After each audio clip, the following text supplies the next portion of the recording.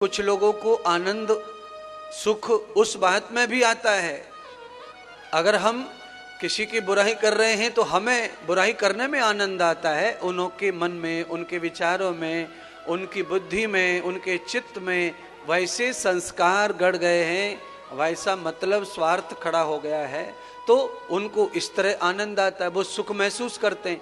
पर अंदर से सुख नहीं होता, उनको अंदर से बेचैनी होती है, नींद नहीं आती है, चैन नहीं आता है, जीवन में एक पल भी शांति नहीं है, एक पल अच्छा सोचने के लिए बुद्धि काम नहीं करती है। जब हम किसी की आलोचना में लग जाते हैं, बुराई में लग जाते हैं, उत्पात करते हैं, अपने स्वार्थों को पूरा करने में लगे रहते हैं, तो हमारा चैन चला जाता है, शांति चली जाती है।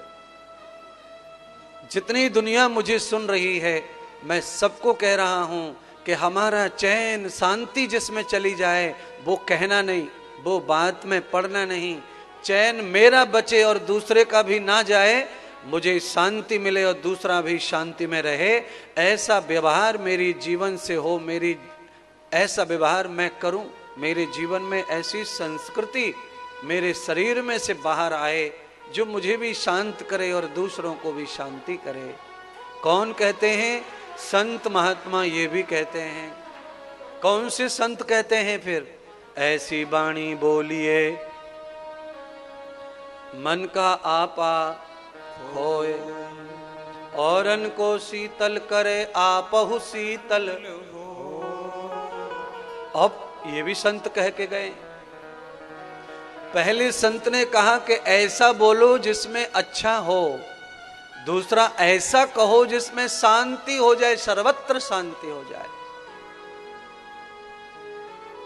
सर्वत्र शांति हो जाए है? अच्छा देखो, कुछ लोग हमारे आश्रम की बदनामी में लगे हुए हैं, आलोचना कर रहे हैं, हमारी कर रहे हैं, आश्रम की कर रहे हैं, आश्रम की गतिविधियों की कर रहे हैं। उनको उसमें शांति मिल रही होगी कि नहीं पता नहीं, पर हाँ कर रहे हैं। इस कथा में भी विघ्न डालने की योजना कर रहे हैं। अब विघ्न होगा कि नहीं वो भी नहीं पता, पर हाँ योजना है, कर रहे हैं, बना रहे हैं अपना योजना के विघ्न करो, कथा में शांति भंग करने की योजना है। आलोचना करना सोशल मीडिया पर, इसको कुछ कहना, इससे कदापि किसी का उद्धार नहीं है। आप भी अगर ऐसा कुछ करते हैं किसी के बारे में, तो ये बिल्कुल अच्छा नहीं है। इसका परिणाम केवल खराब आता है।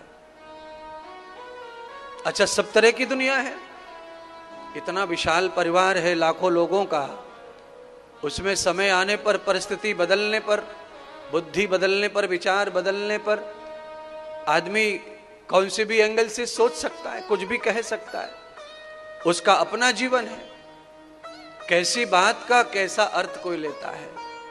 पर भगवान श्री गणेश की पावन कथा है। ये कथा किसकी है? विघ्न हरता की कथा है। सारे जगत के विघ्न हरने वाला भगवान गणेश जीवन में किसी के विघ्न ना आने दे, सब विघ्न पूरे हो जाए सबके। जिनके जीवन में विघ्न आया है, जिनके विचारों में विघ्न आया है, उनका भी भला गणेश जी करे, सद्बुद्धि प्रदान करे, उनका भी उद्धार हो। सबके घर में गणेश बैठे हैं, सबकी मति गति विचार पवित्र हो, जिससे एक जीवन का कल्याण हो। किसी की आलोचना करने से कल्याण कभी होने वाला? प्रशंसा करो, स्तुति करो। अच्छा नहीं भी करनी है, स्तुति मत करो, और अपने आप को अपने पूजा पाठ में, अपने कर्म में लगाओ। एक साधु संत थोड़ी है दुनिया में, अनेक साधु संत है, एक अच्छा नहीं है। कोई कर्म किसी का खराब लग रहा है तो छोड़ दो, और दूसरे किसी अच्छे महात्मा, और अच्छे महात्मा के पास जाओ, वहां पे सेवा करो। अनेक जगह सेवाएं अपने जीवन में जुड़ी हैं, अनेक महात्मा, दरवाजे खुले सबके लिए।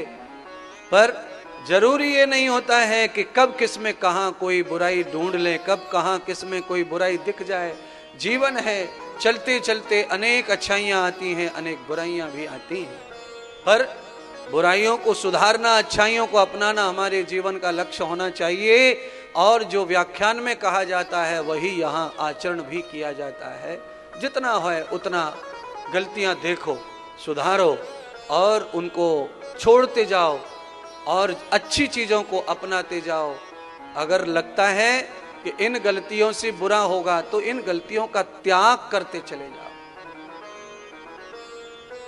जीवन में ये सब चीजें गढ़ती रहती हैं। परिवार में दुश्मन हो जाते हैं। बोलो, कितने सारे परिवारों को हम देख रहे हैं। बेटा ही दुश्मन हो गया पिता का, बेटी दुश्मन हो गई पिता की।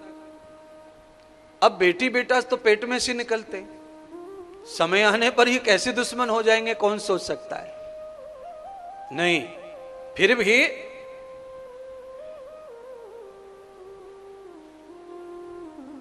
अपने जीवन को इस तरह बना के रखो जैसा संत ने कहा। कैसा स्वभाव चाहिए, तो कहा थोती बातों को छोड़ो और कल्याण करने वाली बातों को अपनाओ और उस पर अमल करो, जिससे आपका परिवार का निश्चित कल्याण हो।